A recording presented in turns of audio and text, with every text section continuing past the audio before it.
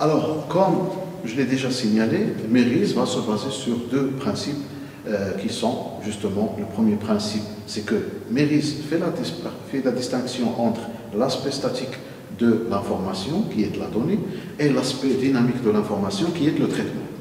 Alors, on va essayer de modéliser justement le traitement, mais avant de modéliser le traitement, bien sûr, le traitement se base sur la communication. On va essayer de chercher la communication. Bien sûr, dans la définition systémique qu'on a développée au début, cette vision systémique va se baser sur l'identification du système dans son milieu, dans son environnement. Et on ne peut pas distinguer le système par rapport à son environnement qu'à travers les communications que fait le système avec son environnement. Alors maintenant, on va voir justement cette partie qui concerne la conceptualisation justement de la communication. Donc il y a deux diagrammes de base, essentiellement qui appartiennent à la méthode Méris et qui modélisent justement la communication. Alors le premier diagramme permet d'identifier et de localiser justement l'organisation qu'on va informatiser. C'est-à-dire on va informatiser la gestion des autres organisations, mais tout d'abord il faut la situer. Alors je vous donne un exemple. Si par exemple on vous demande de développer une application, un logiciel ou un système d'information pour la gestion de la bibliothèque, alors si on vous dit la bibliothèque, c'est un mot qui est très vague. Mais si on vous dit qu'on veut justement informatiser les empreintes dans une bibliothèque, donc le domaine d'étude va concerner que les empreintes. Il ne va pas concerner par exemple les acquisitions des ouvrages, il ne va pas concerner aussi bien maintenant par exemple la gestion du personnel, etc. Donc il va concerner que justement que l'empreinte des ouvrages. Donc l'identification se fera à travers les communications que peut faire l'organisation avec son environnement externe. Et son environnement externe, il est identifié à travers les acteurs externes. Alors les acteurs externes, on va les représenter, ainsi que l'organisation et toutes les communications qui peuvent être émises ou reçues par l'organisation et bien sûr aussi bien émis ou reçus par les acteurs externes. Donc là, ça définit justement l'organisation, ça donne les premières localisations justement de notre organisation. Alors là, on fait apparaître la notion d'acteur. La notion d'acteur, bien sûr, c'est toute personne, groupe personne, morale, physique, donc qui échange des informations avec l'organisation, qui accomplit des actions sur ces informations, etc. Donc ça, c'est la première représentation, c'est la première modélisation. Alors cette modélisation, on va l'appeler justement le diagramme de contexte. C'est une modélisation qui définit le contexte d'étude. Deuxième modélisation, elle va essayer d'approfondir un petit peu l'étude et elle va aller en profondeur à l'intérieur de l'organisation. Elle va chercher ce qui existe là, est-ce qu'il y a des communications à l'intérieur de l'organisation. Et bien sûr, ça va faire apparaître justement les acteurs internes. Donc, comme la définition des acteurs externes, les acteurs internes, c'est toute personne morale, physique qui échange justement et accomplit des actions, échange des messages et accomplit des actions avec les autres. Donc là, on va essayer maintenant de voir quels sont les acteurs internes qui appartiennent à l'organisation et quel est le type justement de communication qui peut être qui apparaît justement à ce niveau-là.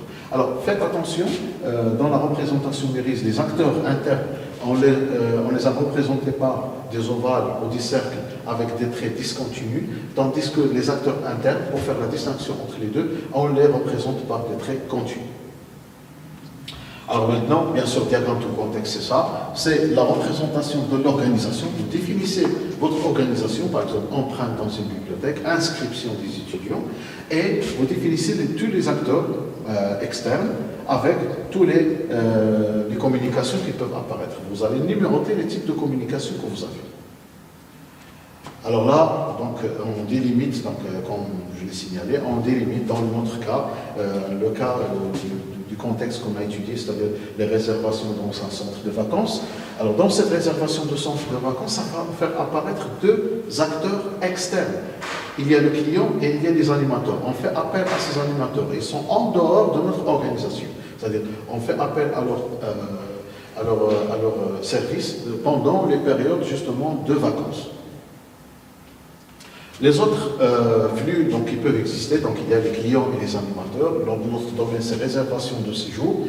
Alors il y a les communication 1, 4, 5, 6, 7, c'est-à-dire qui émane du client vers le domaine, c'est-à-dire par exemple demande de réservation, le 4 c'est versement d'ARES, le 5 c'est notification date d'arrivée, notification date de départ le 6, et le 7 le règlement de facture. Pendant que le client est en séjour, donc il y a aussi des communications qui vont justement du domaine vers le client, donc il y a le 2, le 3 et le 8. Alors on a l'accusé de réception ou le refus et demande d'information, le 3 le demande d'ARES et le 8 bien sûr la facture acquittée. Tandis que la relation, les types de messages, type de communication qu'on a entre animateur et notre domaine, il y a la fiche de location qui est remplie par l'animateur et bien sûr rendue à l'accueil, et puis ça va être un élément sur la base duquel on va facturer justement le client. Alors, deuxième représentation, deuxième modélisation, c'est le diagramme conceptuel de flux. Maintenant, comme je l'ai signalé, on va essayer de détailler ce qui existe à l'intérieur de notre organisation, c'est-à-dire à travers tous les acteurs qui interviennent à l'intérieur de notre organisme. Bien sûr, maintenant, les communications ne vont plus s'orienter vers l'organisation en général. Maintenant, on sait bien quel acteur qui peut, par exemple, émettre l'information, émettre le message, et quel acteur peut, par exemple, recevoir le message de l'acteur externe. C'est-à-dire, on a tous les différentes communications qui existent entre les acteurs externes et les acteurs internes.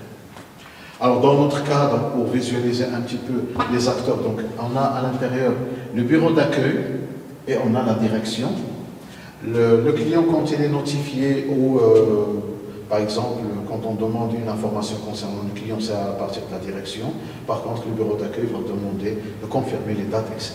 Donc, c'est ce qui sera visible au niveau de cette représentation. C'est-à-dire, maintenant, on sait bien quel est quel est le récepteur de l'information. Par exemple, la direction, par exemple, le client, il peut demander une réservation. La direction, il accuse la réception, le refus, la demande de l'information, il demande l'ARES, le versement d'ARES donc se fait par le client, etc. Donc ça va représenter tous les types d'informations qu'on peut avoir.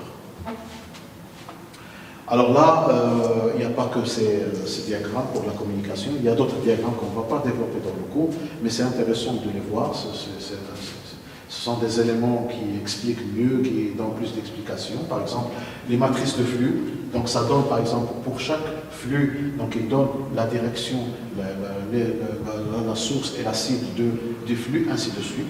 Il y a aussi ce qu'on appelle le diagramme de dépendance de documents. Donc ça permet de voir que les documents qui circulent à l'intérieur de l'organisation. Voilà, donc on va voir après une autre, donc avant de finaliser justement ce point, on va voir après que les traitements, justement, c'est les agrandissements, c'est-à-dire on zoome, justement, ces communications. Le traitement, c'est rien que le zoom de chaque flux. Donc, chaque flux, on va le prendre à part et on va le zoomer et on va ainsi extraire les diagrammes qui concernent justement le traitement. Et on se voit dans la prochaine capsule.